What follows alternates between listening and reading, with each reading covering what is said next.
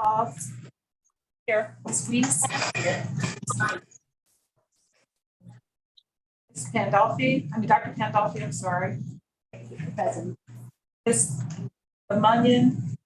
Here. Mr. Laziale is not here. Ms. Stepp. Dr. Wilson. Mr. Cook. Here. Mrs. Virgo. Here. Mrs. Charles. Here.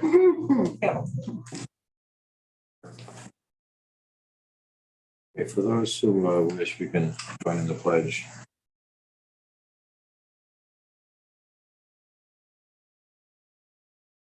I pledge allegiance to the flag of the United States of America, to the republic which stands one nation under God, indivisible, with liberty and justice for all.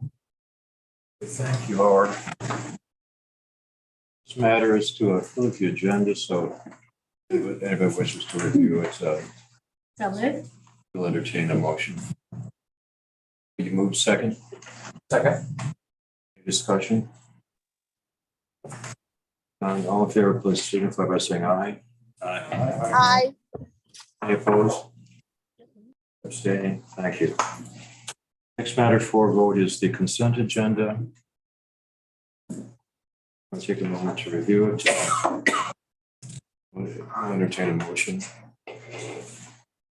Approval of the consent agenda. Thank you, Brent. Second? Second. And second, any discussion? It's none. Okay, all in favor, please signify by saying aye. Aye. Aye. Thank you. Any opposed? Abstaining? None. Good. Answer reports.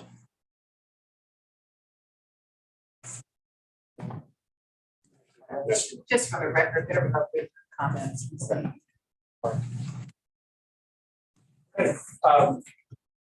Also, the first page, the total amount of tax revenue we have received by the end of May.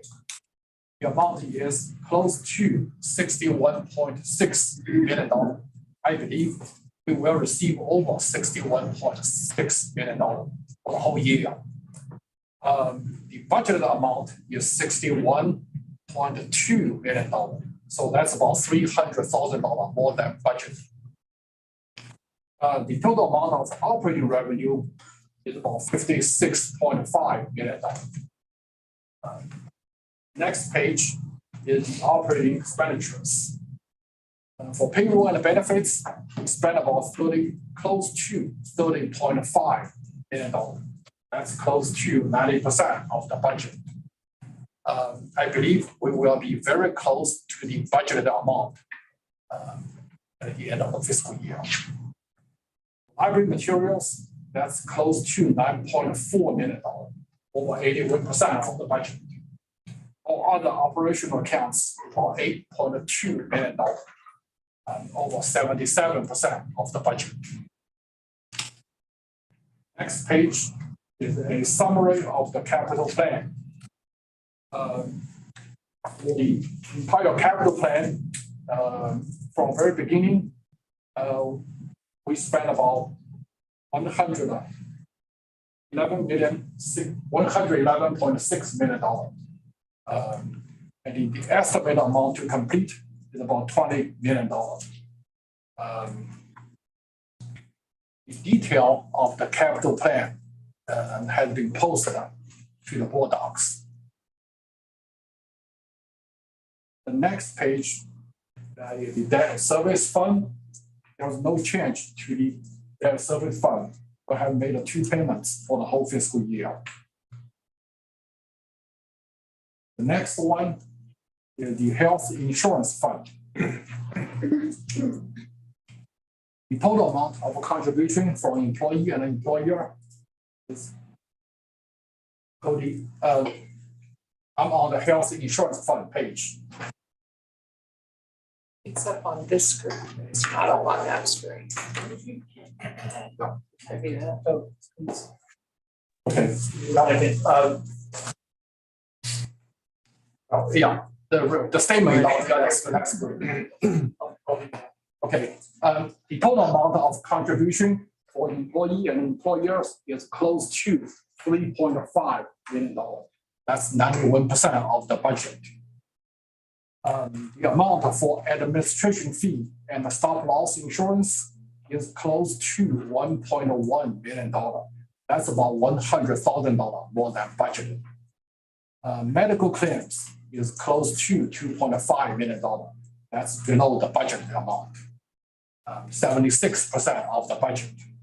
Starting next year, we will show separate lines for administration fees and stop loss insurance.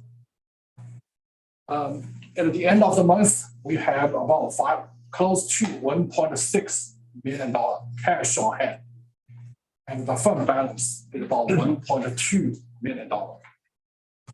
That's my report for the month. Thank you. Juan, any questions? No questions. Okay, we can go to more business or unfinished business. So for committee reports, finance and audit. Okay. First item on the agenda is the status of the CFO system scoping project. That was the RFP was completed in May. It was sent out at the end of May. We're waiting for responses, which we hope to have all, or at least hope we get responses by the end of June. There will be timeline is to do reviews and interviews during the month of July. With an official engagement recommendation following that. And then, as we noted last meeting, there's no change. We are targeting for the project to be completed by early to mid-December. At least with the staff that has to get done. The report will probably spill over into January or February. So there's no other activity on that at this point. Any questions? Okay. The next item, 6.4, is the budget. I'm just going to review again what has transpired this year. This is all things you know, but I'll just repeat this. As you recall, Aaron recommended, and we agreed to put together an ad hoc budget committee to kickstart the process. That was done on February 23rd. Aaron and staff laid out the goals for the year in developing the budget and the action plans. Thereafter, in March and April, the committees put together and presented their respective budgets and plans. Those were reviewed and again approved by the committees as appropriate. At the May meeting, the finance committee worked through the details of the budget just to make sure everything was in sync and to answer any remaining questions. The ad hoc committee then met again on May 9th. There were no changes coming out of that meeting. The board was then presented with the draft of the budget at the May board meeting. We then approved the levy hearing. The levy hearing was held on June 9th at the Independence branch, received public comments at that point. And so you have in front of you what is the proposed final annual budget in the book. There have been no changes from May, is that correct? So I don't intend to walk through it. We spent a fair amount of time at the May finance meeting having Jennifer walk through the details and the other committee meetings in the previous meetings. So if you have comments, I'll let you make those now. No real comments other than thank you to the board and staff for helping us work through this budget this year. Just to reiterate our priorities, our funding priorities for this coming year are personnel, capital projects, financial accountability, and innovation. Because personnel and staff are our priority, investment in people is what matters to us most. I've opted to put person on the front of our budget this year. But nonetheless, it's a great reminder as to why we're here and what we're investing in. It's young people and it's literacy. And I think that's effectively communicated by what some of these cover. With that, I have nothing else to say. Okay, so To get the discussion on the floor, I'm going to, the committee obviously approved and made the recommendation to bring the budget to the board. So the recommendation from the Finance and Audit Committee to the full board is to adopt the budget as presented to you and as presented, as was presented in May with no changes. Second on that. That's a motion, second, it's been discussion, further discussion. None? Okay, all in favor of the adoption of the recommendation of the Finance and Audit Committee, the full board? Roll call. Yeah. Yeah, okay. Sure. Ms. Mannion, Yes. Dr. Pandolfi. Aye. Mr. Sondermeyer. Yes. Ms. Steph. Ms. Weiss. Yes. Dr. Wilson. Ms. Wykoff. Yes. Ms. Virgo. Yes. Mr. Coe. Yes. Johnson. Aye. Mr. Lazio. Mr. Heath. Yes. Yes. Thank you. Anyone from the committee? Nothing else from finance. And then the We do have an item that's further in the agenda. okay, nomination committee? The nominee officer nominating committee, again, this committee was appointed in, I don't remember exactly.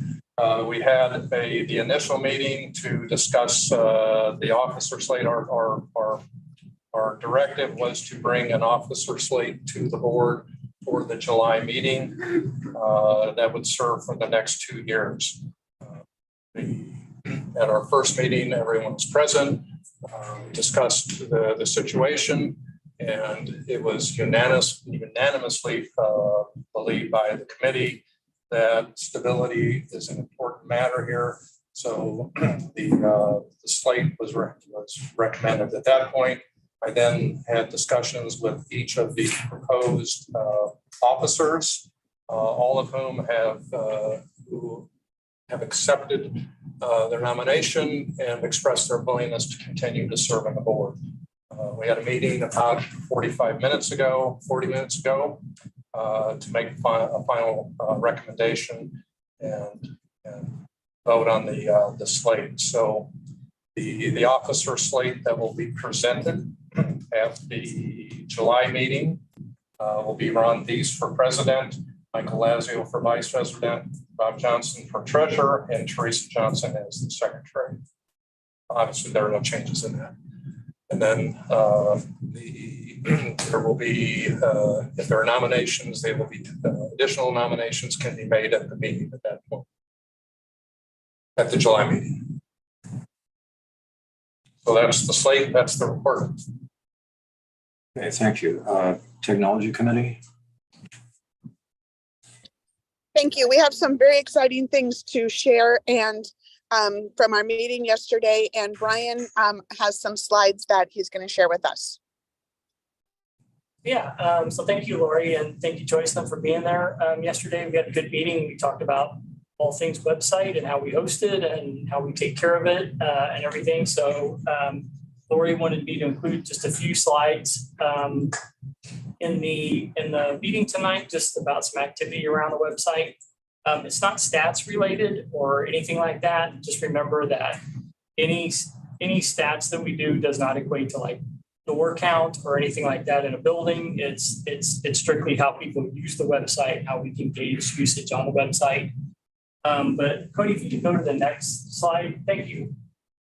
So these few slides are from kind of a every 6 month survey roundup that we do with the company that hosts our website and helps us work on it. They're called Interpersonal Frequency. And so this first slide is kind of it's frequency of visits. So this is kind of how often users come to the website and actually use the website. You can actually see that we have a lot of active users on the website. Daily, monthly, weekly equals up to like 65% of our usage, which is really great. But we also have a lot of first-time users and quarterly and annual users. But I thought this was really great to see that we have a lot of active usage of the website. So we kind of wanted to share that slide with everybody. Cody, go ahead. So this one's kind of interesting. This is usage by device type.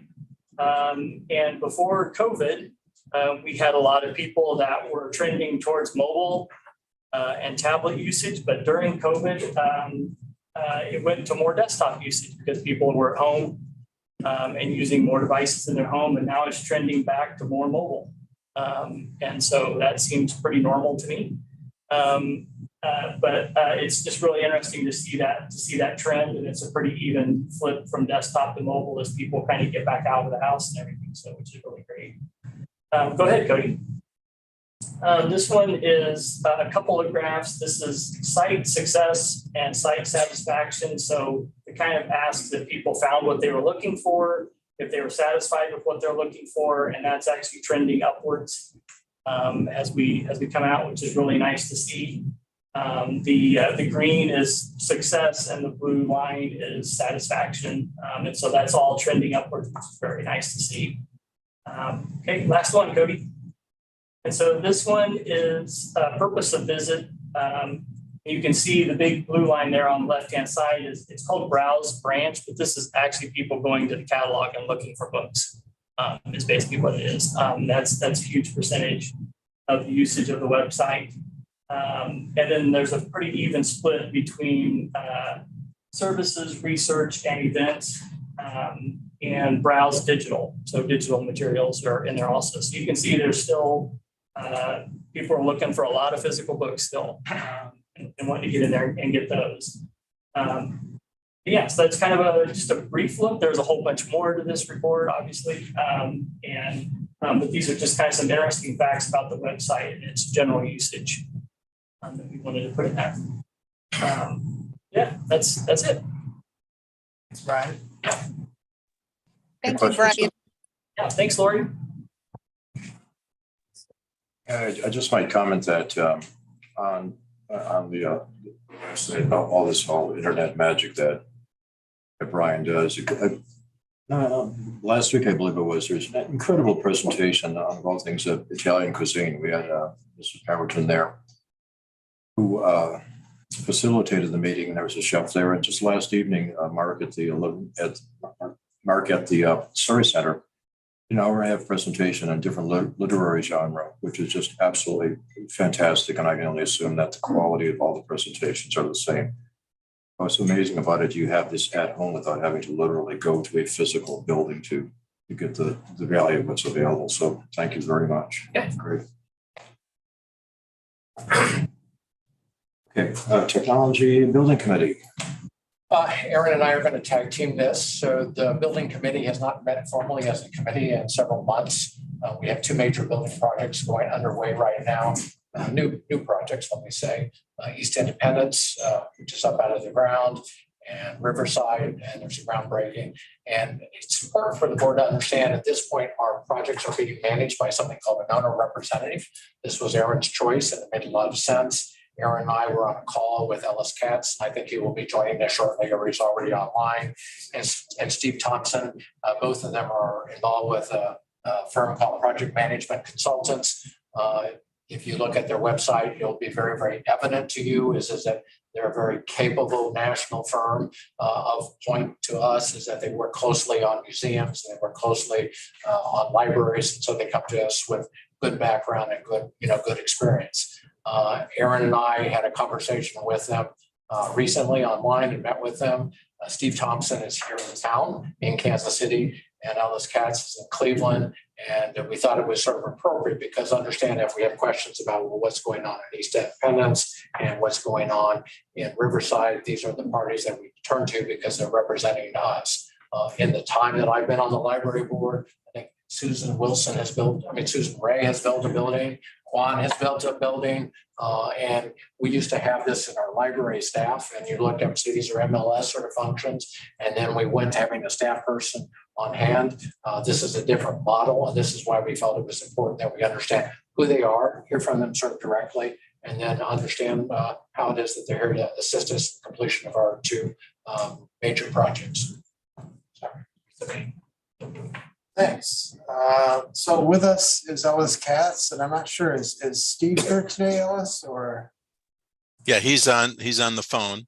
Okay, yeah, and Steve Thompson. So as Brent said, there are onerous reps that are working on independence and Riverside, and I thought we would take a few minutes to learn a little bit more about their work, and they could give us a brief overview of the progress we've made to date at both locations.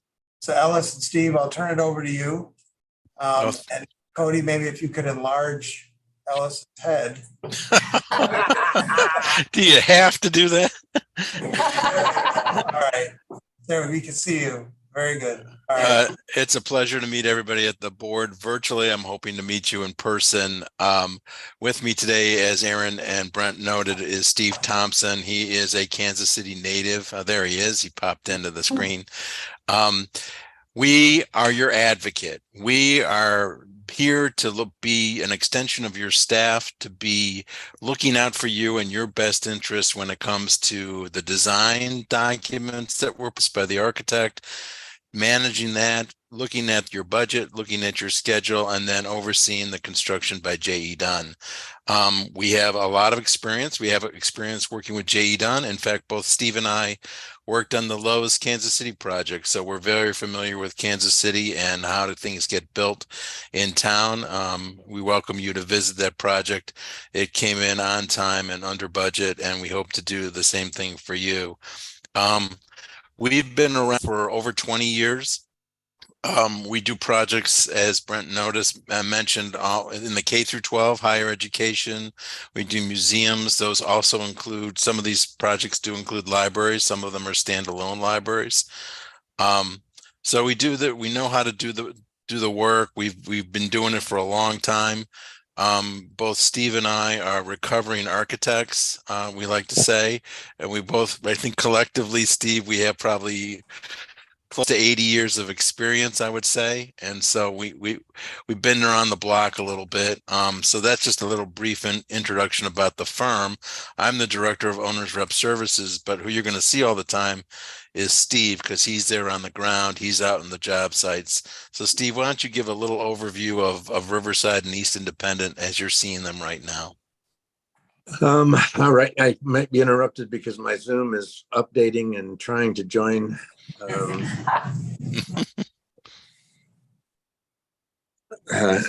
Let's see, I'm on my phone. No. Yeah, we can see you. Okay. Go ahead. I'll just stay on the phone. Riverside has finished the vibratory stone columns, soil amendment or reinforcement for the soils conditions that we found there. Those went a lot faster than we thought, and it's gone well. PCI was testing everything, and everything's working. Provides a small challenge on coordinating underground utilities, but Tristan has been working through those. We met last week with Evergy. They've been very cooperative on where they're going to locate permanent and temporary power to the site. On East Independence, they've completed the steel erection.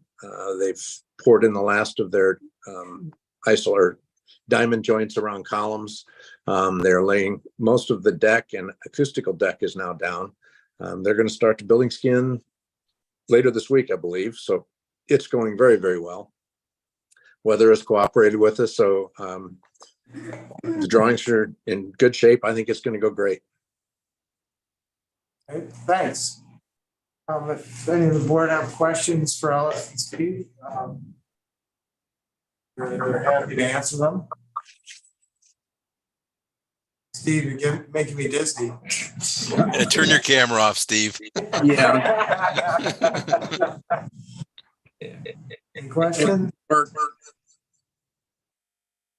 Just one other comment. They shared a review of the architectural drawings with me, and I had a chance to look at them and notations. I noted some things, and then sometimes it's like anybody that produces a piece of work, whether it's writing or something like that, we all benefit from somebody reviewing what we do because we might not see it clearly as we need to.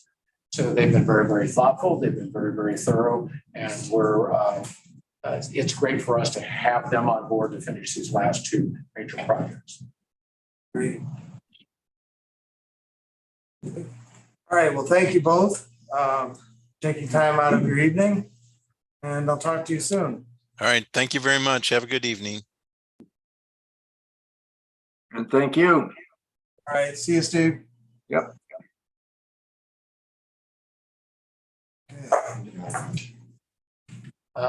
Nothing more. Okay. I mean, other than if staff has something they can report about North Oak, I mean, that should be nearing completion. Is it not? That was weird. We're getting close. Richie, correct me if I'm wrong, but the elevator has been delivered to. Has been delivered. They're doing a few modifications and they're supposed to start installations exit Monday. That's the big news of Yes, of two yes. projects. In Great Valley?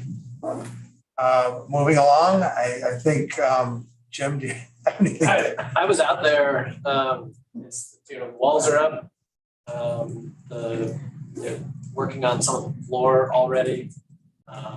Doing some things that I don't know what they are, the walls, I should say. So I'm probably the last person you want to get an update from. You're not on this team. There's a building, yeah, there is a building and it looks great. How's the address going? The address is coming along. That's been harder than it ought. Right, I bring that up because most of the emails this week have to do with the exact address of the Green Valley branch. But Jim also has done great work with the zoning of a sign at North Oak, which we kind of met in the middle, I'd say. And we've got approval to move forward with that sign that kind of sits out by the street. So thank you, Jim and Richie, for all your hard In work. Kansas City having issues. A little bit, Yeah, more on that. yeah. Sorry. It goes into. Right. But we're gonna have a sign. That's the report. I just want to make sure we covered the 4 projects because even though we talked about East Independence and Riverside, we have 2 that are nearing completion. So thank you. Sure. Thank you, Brian. Fundraising, Michael is not here, but anything that? Sure.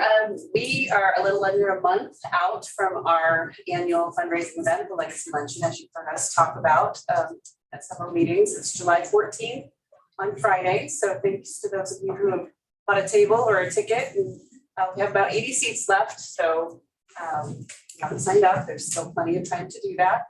We are changing the format a little bit just to shorten it up because we kind of push our limits on time as past events. And so one of the things that we'd like to do at Legacy Luncheon is introduce Aaron to our community partners and our donors and retirees. And rather than have him do a very stuffy State of the Union or State of the Library address, we thought of a kind of a fun and unique way to introduce him to that group. And so yesterday we met with a group called Book Ninjas, which is a self-formed book club of children. And they interviewed Aaron. So we had a great time. And the picture isn't up. So I'm going to show you. Oh, okay. For those I didn't know you can see it. So that's a picture of Aaron and the Book Ninjas. And they've been pretty hard on him.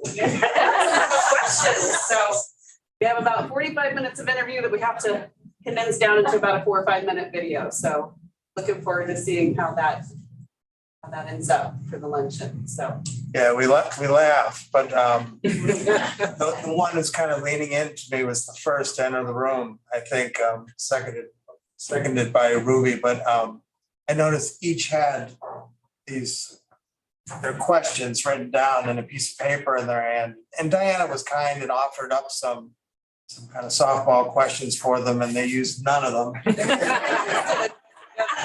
they came with their own questions. So Really, they hit me hard. So it was a great conversation, and it's a testimony to the great work they're doing out there in Whitney's branch. It's a lovely group of young ladies. That's it. Yeah, I just wanted to follow up on, certainly encourage everybody who doesn't yet have a ticket for the Legacy Lunch to consider it. It's a great event. And it certainly gives a chance to acknowledge the people who have been the pioneers of this library system, retired from their positions here, and they absolutely are worthy of great, great affection for, because they're the ones who laid the foundation for what we have right now. Committee. Personnel committee hasn't met in a while, but probably right around after the start of a new fiscal year. We plan on bringing a couple of smaller issues to the board.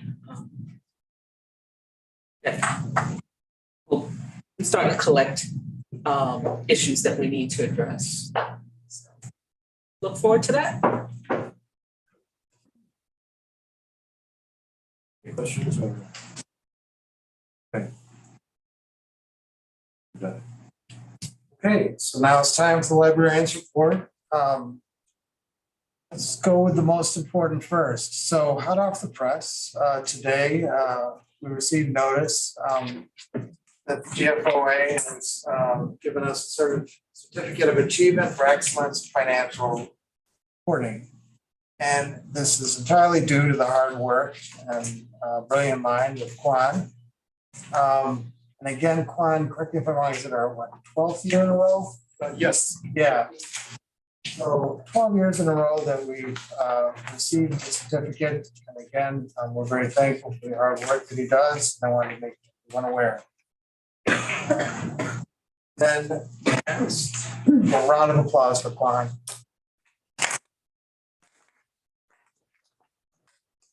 Okay, next up, we have two wonderful people. We have Stephen and Abigail from the Excelsior Springs branch. Excelsior is one of these branches that stands out to me because before I even arrived in Missouri, a local reporter reached out to me, and I think it was either the first or second interview that I gave. And I love the name of the community. And then now I visited it, I love it even more. But I've invited both Stephen and Abigail to kind of give us a little bit of an overview of the work they're doing. And if you remember, last week, we gave MCPL, gave Abigail the Maggie Jackson Award for Excellence, if I'm not mistaken. And we all went out there and we had sugary cake, and it was a wonderful afternoon. And again, thank you for all your hard work. So if you guys would come on up and tell us a little bit about what's happening. I'll start. Stand next to me. All right. Yeah, so I'm Stephen Chalmers, the branch manager at the Excelsior Springs branch. I've been working there since 2010. For about a year before that, I worked at the Platte City branch as the assistant manager after I moved up here from Baton Rouge, Louisiana, which is where I'm from. So I like this weather. It's kind of what I'm used to. Actually be a mild day. So I actually earlier this year just hit my 20-year anniversary of working in public libraries. And during that time, I started out as a children's librarian and served in a variety of different capacities. And then I became a branch manager down in Baton Rouge, branch manager here, which allows me to be involved in a little bit of everything. So one of the main things, and I know it's going to sound like I'm echoing a lot of what Michael said last month, but one of the main things that I've always been very interested in and pursued a lot is outreach. And the reason for that is because it's the way to reach the most people.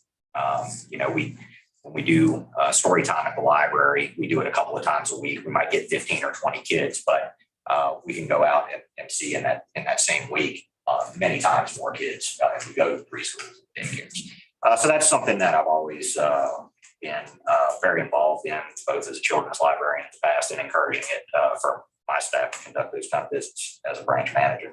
But there are a number of things that we've worked with over the years, or that I've worked with. Some of the things that I personally am most proud of since I've been with MCPL are, well, two programs in particular. My first week at Platte City, I started the week of the Veteran Salute, which back then was at the Platte City branch, which is close to Leavenworth, where a lot of the presenters came from. So I kind of got thrown in my very first week and spent that entire week working with that program, which was great for me because I was a veteran. At that time, I'd been out of the Navy I got out in 93, so it had been a while. But it was a way to get me kind of involved with a lot of the veterans and veterans groups that work with that program and have worked with that program over the years as well. I ended up being in charge of the program for a few years. And then when Dylan Little became the community programming manager, we kind of split duties on that. And eventually I just turned it over to his department because that's what they do as a program. So, but I'm really proud of my involvement with that program. And I'm actually currently one of the co-chairs of the Veterans Employee Resource Group. So that's kind of an extension of my involvement with that. The other thing would be food for fines. Back in, it was 2013, Steve Potter had on his goals that year to start a food for fines program. So I was tasked with doing that with Jerry Hale, who was the branch manager at our Blue Ridge branch at the time. She's since retired. I was really happy to work with Jerry. She's a breeze to work with, just a great person all around. So we came up with the proposal and the procedure for the food for fines program, and we've been doing it since 2014. We just did another session of that here in May. And since that time, we've collected 186,583 non-perishable food items that have been donated to various partner charities all throughout our district. Each branch has a partner local to their service area, so donations are largely staying where they're done. So, and that was kind of intentionally built into the program. So I'm really proud of that because that really hasn't cost us much, little staff time, and that's a lot of assistance we provide people. So those are just some of the things beyond just the day-to-day library stuff. When I started at Excelsior Springs, it was 2010. It was a lot different back then, and a lot of our branches weren't real involved within the communities. So at the time, we were encouraged to become more active with Chambers of Commerce in particular. So I joined the Excelsior Springs Area Chamber of Commerce. Within a couple of years, they had me on the chamber board. I was on the board for 9 years. We first were awarded the medium-sized business of the year in 2014. And then I served as chairman of the board from 2019 to 2020. COVID started my last month. So that made the transition out of that to the next chairman pretty interesting. So I got off of the chamber board after that. After 9 years, I needed, a break. And fortunately, I had Abby Douglas as my assistant manager. She's from Excelsior Springs. So she was able to join the chamber board, and she's currently the chairman of the board this year. So that's something that we've both been heavily involved in, and that's opened a lot of doors in the community, enabling us to form stronger relationships with the city government, the school district, Parks and Rec department, all of whom we've worked with regularly. For instance, I'll give you an example. We were in the first group for renovations back in 2018. We were going to be closed for a few months to do that. So I was actually approached by the city manager and a couple of the city council members for them to offer us the use of the Hall of Waters as a temporary location while we were closed for renovation. So we did that. And we actually were able to maintain about 30 to 35% of our normal circulation while we were closed, just working out of a temporary location in the city council chamber. Actually, there's room about this size. So that was that. I think that just speaks to how much the city, has been willing to work with us. And the other big chamber thing is this weekend actually is Waterfest, which is kind of probably the biggest thing going in Excelsior Springs. It's a chamber event. Abby is on the verge of losing her mind this week, but she'll get through it. I'm there to help her with that. So, but if anybody's up around Excelsior Springs this weekend, stop by Waterfest. The library is actually going to have a booth out there in the children's area to promote the summer library program. And we go out there every year to promote programs, and we march in the parade on Saturday. So with that, I'm going to just turn it over to Abby and let her talk a little bit about herself. Thanks, Steve. Thank you, Stephen. So I was surprised and delighted to hear that I was the recipient of the Jackson Award for Community Spirit.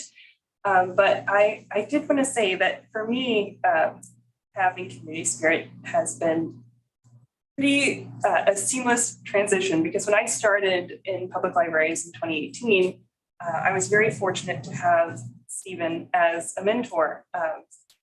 He kind of guided me into working with this community that I already know and love.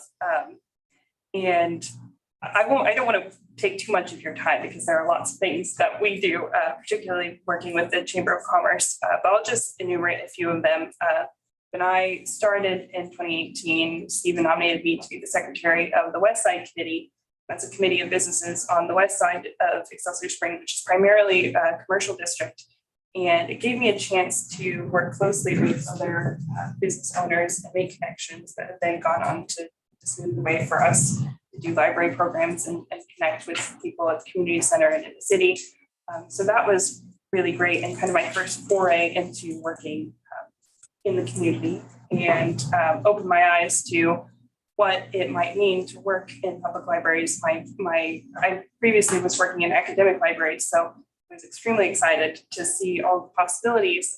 And then I became familiar with the Read and Feed program that some of our branches were already doing. And I felt like, looking at the work that Stephen had done with the Food for Fines program and meeting the need of food insecurity in our community, which is known to us, that was something else that I wanted to get involved in. And he encouraged me to kind of take that on as a project. Unfortunately, we didn't get as much participation as we might have wished to have. And Stephen said, when you're doing a library program, it's important to remember the audience that you're serving and knowing when things need to pivot. So at that point, I had been nominated to be on the chamber board, and I worked with the board to create a farmers market committee for the downtown in Excelsior Springs, which is a food desert. And we were able to create the farmers market, offer EBT so that people who receive that program can have access to fresh fruit and vegetables. And it's a great opportunity for us to do story times. This is a shameless plug. We have story time at the farmers market at 5 o'clock tomorrow evening. So if you all want to come by Excelsior Springs, feel free. So we'll be doing that. And that was kind of a project that was near and dear to my heart. And then as I got more involved in the chamber board, as Stephen mentioned, our flagship festival that we have is Waterfest. And yes, it is this Friday and Saturday. And I was asked to be in charge of the Waterfest parade, which brought me into the executive committee of Waterfest. And it was a whole new experience for me. But I got to be involved in that. And it's just a lot of fun. But I think that the rest of the board saw my work with the trade and making Waterfest happen and making it successful. So they asked if I would then become the chairperson of the Chamber of Commerce, which was quite an honor and a surprise, and has been great. It's been a great experience, and I really loved it because, as Stephen mentioned, I am from Excelsior Springs. I was born and raised in Excelsior Springs. It's my hometown. I still live there, and my extended family lives there, and I have a lot of connections in the community. So it is kind of easy for me to have that love and spirit for my community. And a lot of our branch staff live and work in the community, and they have those connections as well. And so it's a lot of fun to come to work every day in the same branch where I went to story time. I developed my love of learning, and I experienced new ideas. And it's that ability to access programs and new ideas and things that you might not otherwise receive in a community like Excelsior Springs that makes me so passionate to bring that to our patrons. And yeah, shameless plug, Waterfest, Friday and Saturday. We will be in the parade, and it should be a lot of fun. Thank you all. Thank you. Congratulations. Thank you. Just a thought, as I listened to these two speak and thinking about last month's presentation, when people question the taxpayers' investment in libraries, I think the economic impact of local libraries is lost or absent from the conversation. And the work that you do in support of small business in Excelsior Springs helps boost the economy and kind of give people a living wage. And this is the type of work the branch managers do all across our system, and it should not be forgotten. So anyway, very appreciative of your work. Its impact is very evident. I went up there and she introduced me at the as the director of Mid-Continent Public Library, and I could kind of see the room scratching their head. They're like, wait, I thought Abby was the director, or Stephen was the director, But it was a great experience, and to see all those small business owners in the room, the majority of whom were women, really just stuck with me, and it was a great experience. And if you can make it up to Waterfest, I encourage you all to do so. And if anybody ever wants to come to a chamber luncheon, which we have every month, which Aaron is talking about, just let me know. It was a delicious meal too, right? It was made by some local business, and the bread, I remember the bread just being fantastic. Can I ask a question? Yes, Stephen? oh yeah. My musical interests are extremely eclectic. So are you supportive of Zydeco music? Yeah, I like Zydeco. All right, I'm half Cajun, so I prefer Cajun music. Yeah. Zydeco, yeah. I like Zydeco. I'll go there. Yeah. Thank you. Okay, Cody, if we could just move it on up here so we can recognize some of our wonderful staff. We'll get to that one last. Okay, so first, we are honoring Lisa Campbell for 20 years of service. She's the Reading Rocket manager, and she spent her entire career providing some of the best customer service to customers of all ages. I received a wonderful email about Lisa on Monday for the work she did at the Juneteenth Festival here in Independence. Lisa and a team went out there, and I got to see some magnificent pictures from that event. And the author of the email just said they were just truly remarkable and connected with the kids. And Lisa and team, we thank you for all of your hard work and your 20 years of service. So next slide. Amy Engel from Eastleigh Summit. Yes. And I love these.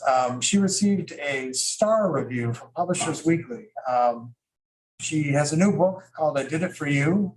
She's also published 4 other books, all of which are in the Mid-Continent Public Library's collection. And one of them is in Spanish. And it's always great to hear about the works being produced by our staff. We're truly fortunate to have people like Amy on board. And then we have Lex Lauer from Blue Springs North, who recently published a book of poetry called Return to Sender, Letters from an Octopus. It's currently on order and soon will be added to Mid-Continent Public Library's collection. Next, we're looking forward to your book. And then we'll get to our MCPL Monthly. For those of you who could not attend, the young lady pictured on front is named Nayeli. And she spoke from the podium at that event, and it was truly remarkable. She made some introductory remarks and put all of us to shame. But she is a student of the Riverside School District and a member of the Beyond the Bell tutoring program. She's a great mind who will be using our new Riverside branch. And thank you, Nayeli, for all that you do. The rest of the stories here are, you can read at your leisure. I wanted to focus mostly on the fact that June is the kickoff to our summer learning program. We're doing great numbers and reaching a larger number of people than we have last year. I think we're at 11,000 registrations. YS staff has made 43 visits and reached roughly 10,500 youth in our community. The Reading Rocket 2 has been instrumental in our outreach, and they're doing great work there. Another thing people take for granted or they maybe lose sight of is the sheer scale and complexity of something like summer learning program. So if you were to look at our detailed budget, the investment we make in summer programming far exceeds anything we do in the remainder of the year. And I believe it to be one of our most important programs that has the most significant impact. So thank you, Katie and team, for all the hard work you're doing there. And if everyone isn't registered for the summer learning program, do not show up next month. But anyway, adults can join too. So please register for summer learning program and register the young people you know board as well. It's great. And lastly, we've included a little insert here that was produced by Cody. And what it is it's the library's response to the Secretary of State rule that you've read much about. We've made some minor tweaks to our procedures, but for the most part, Mid-Continent Public Library is in compliance with this rule, and we've prepared this document for your review. If you have any questions about it, I'm happy to answer them. For the most part, we're confident that everything will be fine, and we welcome any questions from the community or our board regarding our collection development policies. And that is all I have for this week, unless I'm missing something. Please let me know if I am. That's about it. I have one comment. I had the pleasure of visiting with my 3 children to the Green Hills branch. And I was pleasantly surprised and happy, but also disappointed that the classes offered are full and the waiting lists are full for the entire summer. Yeah. So that's been a huge success. Okay, so I'm gonna. My parents and I, we did kind of a tour of 4 branches, and we stopped at Green Hills. And when we were there, head chef out there was interviewing a guy who had an idea for a cooking class this coming fall. And they will be making apple cider donuts. I've never had them, but it sounds like a wonderful program. And I think my dad might fly back and make some apple cider donuts. But you're absolutely right. We're all booked up, so we have to build capacity and continue on. So thank you to Xander and everybody out there that's doing the hard work that they're doing. That's all I got. Put them on YouTube. Huh? Put them on YouTube. But you can't smell the donuts. We'll get there. You'll get We'll get there. Okay, new business, short-term financing. Yeah. Take this, okay. This is to address the upcoming cash flow deficit in the operating account.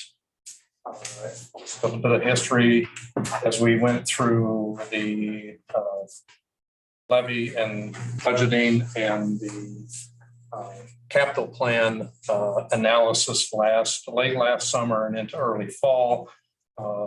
We became aware that the assets in the capital plan had been invested with durations in the 3, actually at the time, 3, 4, mainly the 4 and 5th year. And because of the interest rate increases last year, it turned those assets into assets with unrealized losses if we were to liquidate them and to pay the bills on the capital plan.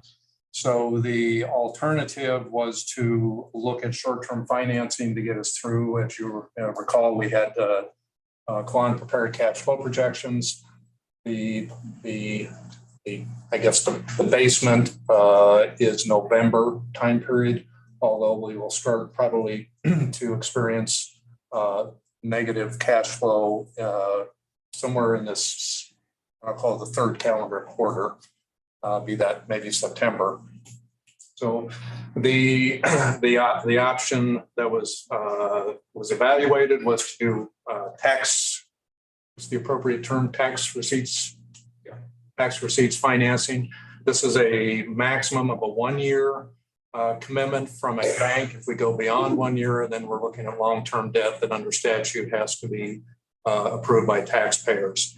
So this is equivalent of a 1-year line of credit. The amount that was requested from banks was $8 million.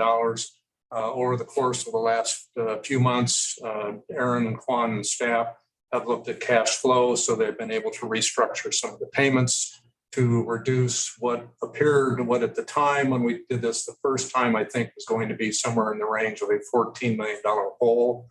At the end of November, that's been reduced into something that is in the $8 million range and may in fact be lower if things work out the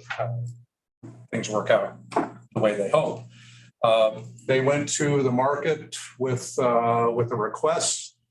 Central Bank, who is our current banking relationship, BOK Financial, Bank of Oklahoma is what that is our trustee for the COP bonds, and UMB was the banking relationship up until Central Bank. Is that correct? Yes. And that was 2017? 16. So we have or had relationships with all these banks. They did provide quotes. You can see the summary up there. This was discussed pretty much in detail at the Finance Committee meeting. There was no vote taken because it was not a voting item on the agenda, but the consensus of the committee was that we should proceed with Central Bank because they provided at least what appeared to be the best option. And as you can see, their rate, the rate they proposed was a 6.25 fixed. That's 2 points below the current prime rate of 8.25. They do have an upfront fee that Aaron is working on them with to see if we can get that reduced. Hopefully that will be reduced. And all you had to reduce it to 2,500. Okay, 2,500. So that 4,000 is not correct. Any situation like this, there will have to be collateral. The good thing with Central Bank is we shouldn't have to transfer that anywhere. It's just an agreement. With the other two institutions, if we did go that route, you would have to house that collateral with probably a third party entity. And that's being done in the market now with the excess of 250, any accounts in excess of 250 that require collateral. So you can see the cost, the calculation Quan has up there is for a flat 5-month borrowing at $8 million. There isn't much difference between Central Bank and BOK. UMB, because of the rate, is obviously higher. And then the $5 million was proposed or shown as well in case that turns out to be the deficit. So this would be a floating line of credit. We would draw only what is needed. The budget, I know in the budget we have a $250,000. We should be well below that. So that's what's happened. As I said, with Central Bank, the committee, at least the unanimous consensus was to go with Central Bank.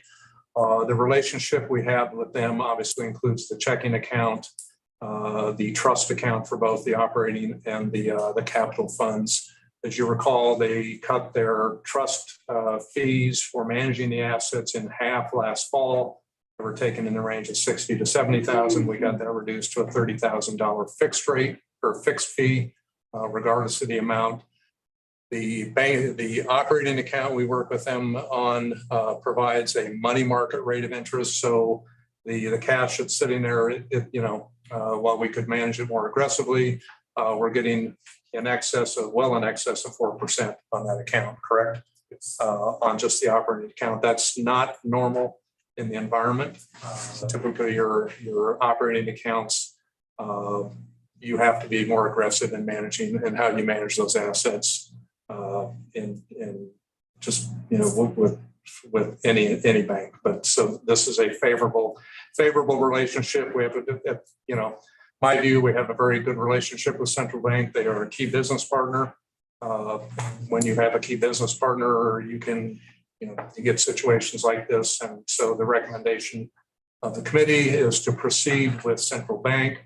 And that would be the motion that I would put on the table is for staff to proceed with Central Bank and putting the documents together and proceeding with the short-term line of credit for the calendar for the budget year.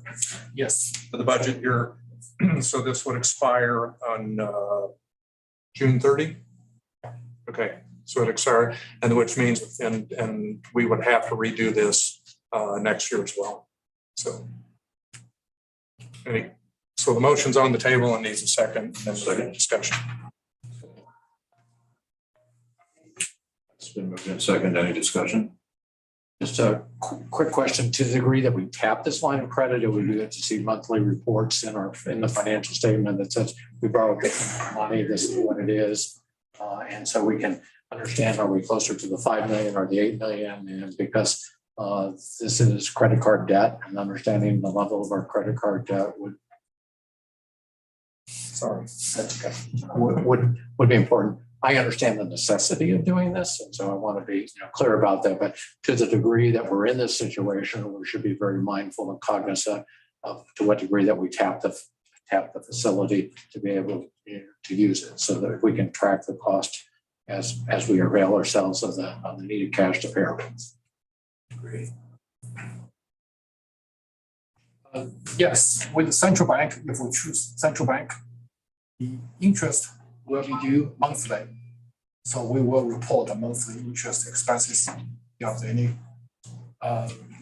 Also, I believe at the beginning of the fiscal year in July, we will have about $24.5 million in cash. And we won't tap into the line of credit until late September or early October. And we should be able to pay it off by the end of December. So really is the October, November, December, those 3 months, we may have some interest expenses. I just had a quick. My only issue with this is I'd like to make sure we have some assurances that central bank will closely monitor our requirements, since we have this cash flow issue in the first place, both in our investments and in financing. So I'm sure you guys have dotted your I's and crossed your T's, but I'm personally, I understand the need for it. I understand the money, but I'm personally a little uncomfortable with the same bank that they're investing our money in the first place. That's all I'm saying. Yes, right now, the investment side of central bank, they're taking extra step. Good. They don't automatically renew for the same term. They always check. Okay. Yeah, decide. Okay, so just to go back, we weren't aware of this when it happened. We became aware of it. I'm not blaming quarter. staff. So subsequent to the October meeting, and then the follow-up that Quan and staff, Quan and I think mostly you had, or actually Quan and Susan had at the time, was that any maturities that occur within either account, those inquiries come to Quan in terms of in terms of duration. But again, the options for investing are very limited under Missouri statute. So basically, we're buying treasury bonds at this point because that's where your yield is with theoretically no risk. So, I understand that this is the best deal for the library cost, and I'm confident that they'll handle it. Any other questions, comments? Okay, Teresa, on the resolution, I was supposed to be, might want to insert the name of the bank for that. I have. So all in favor of the resolution as Ask for a roll call on this vote. Yeah. okay. Ms. Virgo? You come back to me, I need to think about it. Yes. Mr. Cook? Yes. Mr. Johnson? Aye. Mr. Lazio? Ms. Steph? See you on the line. Did you say Noel? Yes. Yes. Yes. Ms. Lee Munyon? Yes. Dr. Pandolfi? Aye. Mr. Shonda. Yes. Ms. Dees? Aye. Dr. Wilson? Ms. Wyckoff? Aye. Mr. Dees? Yes. Ms. Virgo? Even the assurances, yes. Mr. Johnson? I had to vote wrong, but aye. Sorry. No, it's fine. Yeah, we have.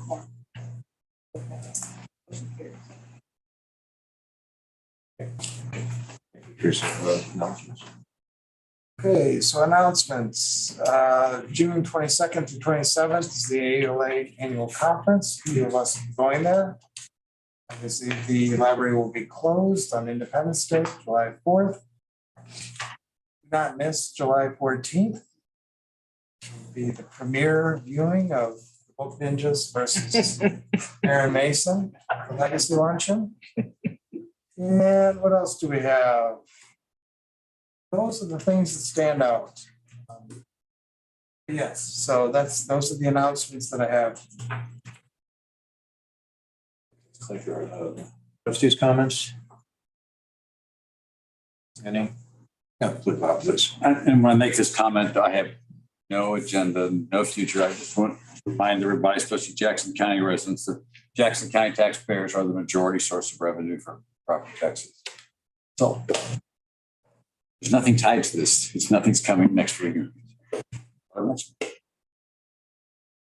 Yeah, I have just a general comment. Earlier, I think it was last week, there was a remote presentation from Channel 4, Fox 4 at Whitney's. And in typical fashion, Xander and his crew were absolutely professional and engaging and just were the perfect face for the outreach that the library can do in terms of services and just participating with the communities that surround the different branches as you so well do. Thank you. Any other questions, comments? Okay, I know everybody's looking for a motion to adjourn. I'll make the motion. Second. Okay, that's unanimous. All in favor, please say aye. Aye.